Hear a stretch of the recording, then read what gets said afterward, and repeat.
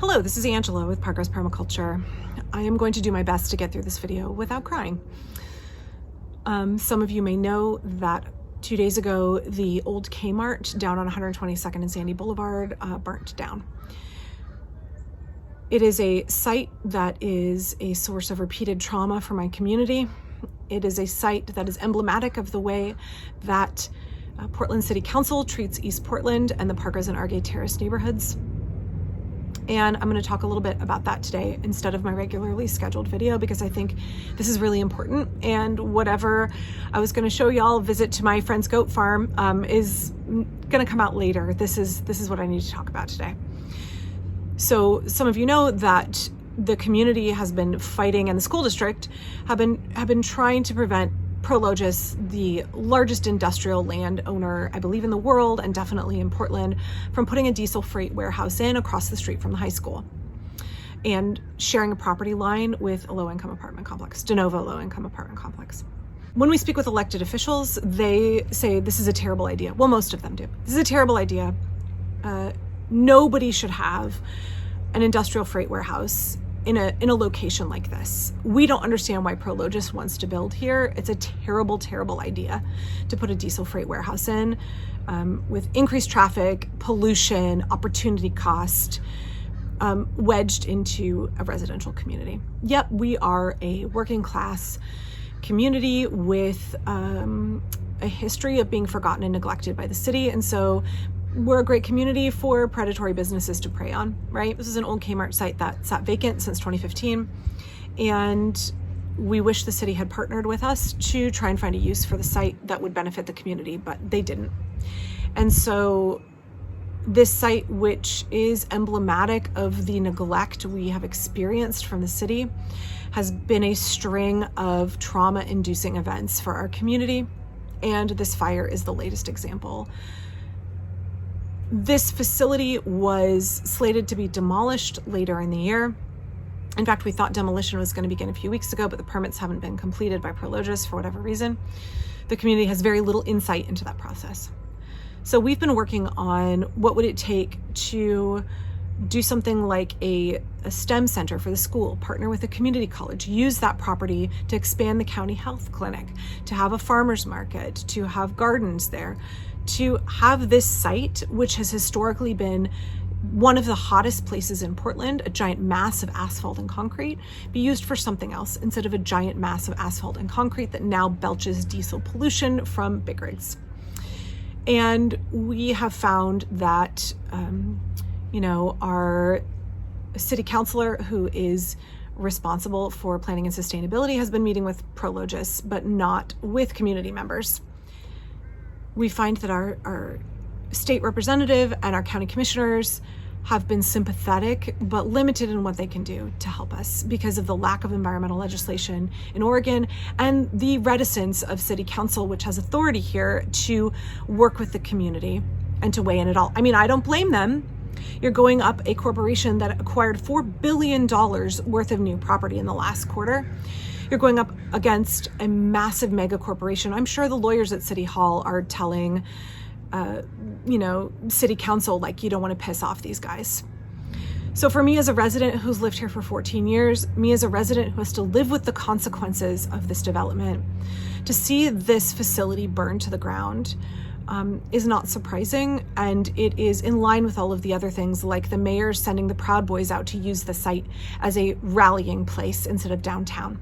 Sure, come out to East Portland in a community of color and rally out there. We don't want you causing trouble downtown, but just go out where nobody cares, right? There's been a history of street racing, donuts and stuff on this property where a pedestrian was killed during one of those events. There has been this facility coming in, diesel freight facility coming in. As I said, one of the hottest places in Portland. It is an example of the heat inequity and risk of East Portland during heat events. All of these things are an example of environmental injustice and systemic neglect by the city. And so when we in the neighborhood, multiple residents pointed out, did you know there's gaping holes in the fence on this property that is owned by Garden Homes out of New Jersey and leased to Prologis? Did you know that there's gaping holes in the fencing? Does that concern anybody that there might be a risk for folks accessing this abandoned property and a risk for fire? That's what I believe, I'm not a lawyer, is called an attractive nuisance, an abandoned building with holes in the fencing and access to the site. Photos have been circulating on social media. I don't personally know, because obviously I don't go onto the site, that would be trespassing. I don't know who posted those photos and where they originated, showing that the front doors of the Kmart site were no longer boarded up and the front doors were wide open. How is that not an attractive nuisance? I'm interested in what the investigation is into that. When you have that kind of failure to secure the site, it's only a matter of time until there's a fire. So residents have complained to the Bureau of Development Services, filed complaints saying, we're concerned this site is accessible and there's a fire risk. And lo and behold, the site catches fire and burns down. I want to make it really clear here, I'm not blaming our unhoused population. If folks were seeking shelter in that facility, again, we don't know the cause of the fire. If folks were seeking shelter in that facility and a fire happened to get ignited, that's the fault of the property owner who didn't secure the facility, not the fault of someone trying to shelter in, late capitalism, where homelessness is a real concern, lack of housing is a real concern in our community. So not only did the site burn down and there's smoke all over the neighborhood, which is in itself its own health risk, residents have been reporting ash and debris as large as a dinner plate in their gardens, in their pools, all over their yards, in the community parks, at the school, debris everywhere, right? Nobody was evacuated. We got a text and a call to say shelter in place when the fire broke out. And then we got an all clear text and phone call when the fire was put out. I will say the fire later reignited later in the afternoon and had to be put out again. I'll also say that burning embers from that fire ignited that apartment complex, mulch, directly on the other side of the property line. And one of the neighbors had to call 911 and say the mulch is on fire from blowing embers. Nobody was evacuated, but we're all seeing ash and debris in our gardens and in our yards. We knew whatever was in that couldn't be good. I knew there was asbestos in the building. It was built in the 60s. We knew that Prologis was going to have to do lead and asbestos abatement. So we knew that whatever was in that fire was not good. Last night around 9 p.m., I was notified by neighbors for Clean Air that there was a little blip on the Oregon DEQ's website saying, some debris that fell at Lewitt Park tested positive for asbestos. The park has been closed and we are encouraging the school to not have outdoor activities at school tomorrow while we figure out what's going on. So our worst fears are realized. The debris from this fire contains asbestos, which doesn't burn readily. In fact, asbestos was used as insulation because it is so fire retardant. And so little bits of asbestos apparently have rained down all over the community and we don't know the full impacts. So I'm grateful to Neighbors for Clean Air for sharing that posting so that our coalition and folks in the community could share that everywhere we possibly could. I will say, why didn't the county health authority or the state notify residents that there's potential asbestos contamination in their neighborhoods? For over 24 hours since the fire, folks have been cleaning up debris out of their yards with their hands. Some not wearing masks, not knowing what to do with all of this material in our community. It's a huge environmental hazard, huge health hazard. We've gotten no direction as to folks who experience smoke inhalation or other symptoms from the fire where they should go. My understanding is that the property owner is liable for mitigation from this incident. What does that look like? I've seen folks posting in local gardening groups, is it safe to eat the produce out of my garden? I, for one, am not going to eat any more mulberries off my tree for the rest of the summer because I don't know what asbestos is in that ash. Ingesting asbestos can cause all kinds of horrible cancers. I know folks may have heard of mesothelioma, which is when you inhale asbestos. Ingesting asbestos can cause ovarian cancer. It can cause primary peritoneal carcinoma, which is what my mother died of. And so I have zero interest in eating all of the loss of food security for folks in the community when they don't feel safe eating food out of their gardens. What is the risk to pets, chickens?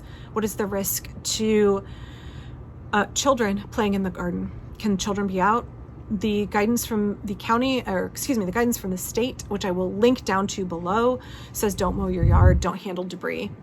What are we supposed to do? What are the lasting implications here? For me, this just feels like yet another instance of how this Kmart site is a source of endless trauma over the last several years for our community. And for me, I feel like the harm has to be remedied. The response has been woefully behind already. And I realize like folks have to gather data before they can give guidance. But you know what? Commissioner Rubio's chief of staff said in our meeting with her this morning that the city knew there was asbestos in that building. So the minute it caught fire, why weren't folks evacuated? Why weren't folks warned about the potential for asbestos and debris that rained down on their property? We still don't know what to do with the chunks of asbestos, potentially asbestos-laden debris in our gardens now, except we're not supposed to touch it. Is it safe to be outside? It's quite windy here in East Portland. It's quite dry and quite windy. Is it safe to be outside? What are the health risks to us? All day yesterday, parks employees and school employees were working outside in this environment. So I, for one, as a resident, am really concerned. I'm also concerned that after our meeting this morning with elected officials and various invested nonprofits and residents, that nothing is being done to end the cycle of trauma. And the plan for an industrial freight warehouse to come in is still a go. It's still full steam ahead. We can't stand in the way of private industry. We know that this is a community that has repeatedly been neglected and misused, abused by the city of Portland. And we're just going to continue to let that happen because we can't stand in the way of a multi-billion-dollar corporation.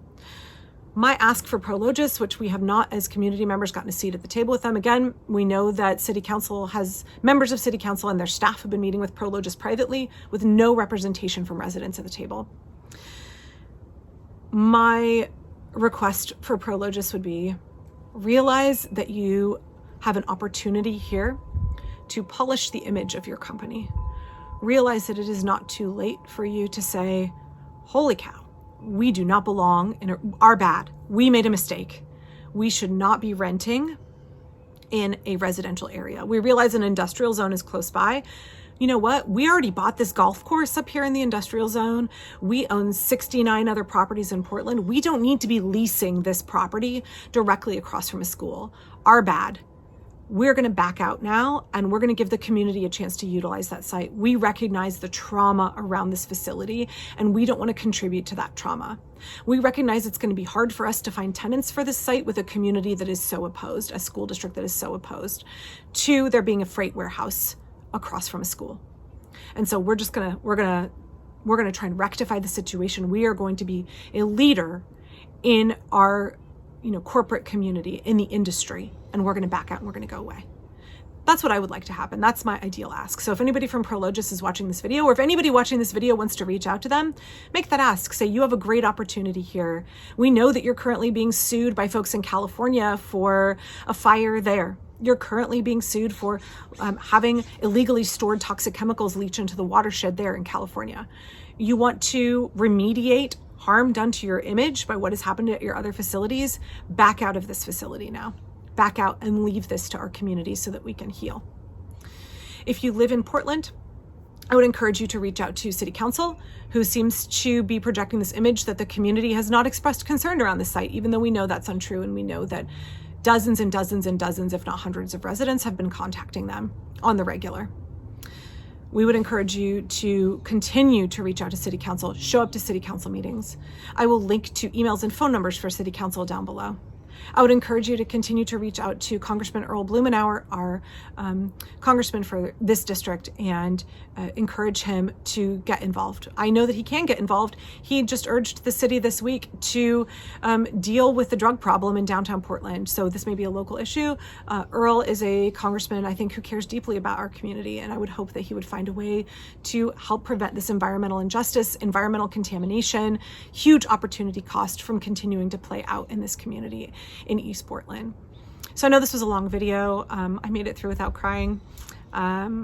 Just a lot of big feelings today about our elected officials and and the support network that I sort of thought we had in Oregon, I'm failing this community utterly. Frustration that I thought I lived in a state that was as committed to environmental justice and social justice and equity and building a greener future as I am. And I find out that the laws here are woefully lacking. The laws are incredibly friendly to big business and incredibly lacking in protections for communities of color, for the environment, and for livability for Portlanders and Oregonians. It's been really heartbreaking for me to see the women that I voted for either be unable to act because of a lack of legislation that they can lean on, women who I know care deeply about our community and want to do something for it, who are hamstringed by a lack of any kind of legislation and statutes that they can fall back on to help us. That's not their fault. That's the system that they have been elected into. I hope they can change it going forward. I'm deeply frustrated to see a woman I voted for on city council and believed in very much so far be defensive and dismissive, fail to meet with community members, and continue to meet with Pro Logis, saying that she will negotiate a good neighbor agreement on our behalf, a good neighbor agreement that we know is probably not legally binding. I know that may be very telling of how naive I have been to think that the systems in place would protect our community, and I know that many other communities in Portland and Oregon and around the world are similarly not cared for in the way they should be by the folks they have elected to represent them. And there is a lack of priority for community care and earth care, and a prioritization of big business and profit. And I'm going to try not to get really disillusioned. I'm going to continue to push forward. I'm so grateful for all of the neighbors and all of the community organizations, and for our elected officials like Representative Tweetran, like Commissioner Jayapal, like Commissioner Brim-Edwards, who've taken an interest. And I hope that, folks on city council, this is your chance to stand up and be a leader for your community. We voted for you. Commissioner Rubio, I voted for you. I believed in you. I will continue to push back against the lack of transparency and communication and support from your office, because I believed in the things you said in your campaign and I voted for you. And I can continue to hold out hope that you will be the kind of, city commissioner that I thought you were going to be. I also want to say the rest of city council, you're not off the hook just because Commissioner Rubio is in charge of planning and sustainability. This is something that is under the auspices of all of city council, and you have failed to partner with the community. You've failed to find solutions for the community all the way along the way. You've taken the easy route. And that's deeply frustrating to me when I voted for you because of your vocal commitment to environmental justice. And those of us in Portland believed in the messages that you said, and that's why we voted for you. It's time for you to stand up and be leaders and uphold your promises that you made when you campaigned for city council. So if you're asking what you can do, please continue to share the petition that we have put up. I would hope that any and all pressure put on elected officials is in a way that is not screaming at them, that is not abusing them. Our elected officials don't deserve abuse. What they deserve is to be challenged to uphold their commitment to their constituents and to the values upon which they ran for office. So, I would encourage folks, if you want to reach out to elected officials, let them know they still have a chance to be leaders. They still have a chance to do the right thing here. And please don't pile abuse on them. That's not what they deserve. They deserve an opportunity to come and show up for Parkrose and Argay Terrace and to do the right thing and give us a reason to want to re-elect them in the future. Why would we want to vote for you in the future? This is your chance to give us a reason for why we would want to. It's a chance to do the right thing, and it's a chance to protect the community of Parkrose and Argay Terrace. So we're looking at mitigation in the community. We're looking at fear for our safety. What have we been exposed to? What does it look like when the property owner is responsible for mitigating the damage caused to our community? We don't know what's safe and what's not safe right now. We do know that we want the harm to stop with this event. That's enough. It was enough when it was Proud Boys. It was enough when we were the hottest place in Portland because of this property. it is definitely enough now that the site has burnt down and distributed asbestos and other harmful toxics into the community. Do not perpetuate this harm even further by bringing in an industrial-free warehouse. So thanks for letting me get on my soapbox. Thanks to my subscribers for letting me have this platform to share what's going on in the community. Thanks for letting me be real with y'all and take a break from what was normally scheduled to come out today in order to talk about this. Permaculture happens within the context of our real lives. We're doing permaculture in real communities. It's not an idyllic fantasy. I'm growing food to actually feed my family. I am doing permaculture because I believe in creating a sustainable community where I live. And so that means that things that happen in my real life and things that happen where I live are relevant to what I talk about on this channel. And I don't know what's going to happen with my garden going forward. I'm waiting for advice from the Oregon Health Authority and from DEQ about what is safe and what's not safe to eat and how to interact with my garden. Again, I won't personally be eating any of the berries out of my garden. I feel like soft fruits that are difficult to clean. I'm not interested in ingesting asbestos. So for me, all of that crop is lost this year. I don't know whether it's safe to eat the honey from my bees this year or not. I'll probably just pitch all of it, actually. I'd rather be safe than end up with primary peritoneal carcinoma. So, okay, I'm gonna go, and I hope you all have a good weekend. If you're interested in getting more involved, I'll have a whole bunch of links down in the description, and I hope y'all are staying really safe, taking precautions, and I hope that you are finding ways to increase environmental justice and equity where you live. Thanks.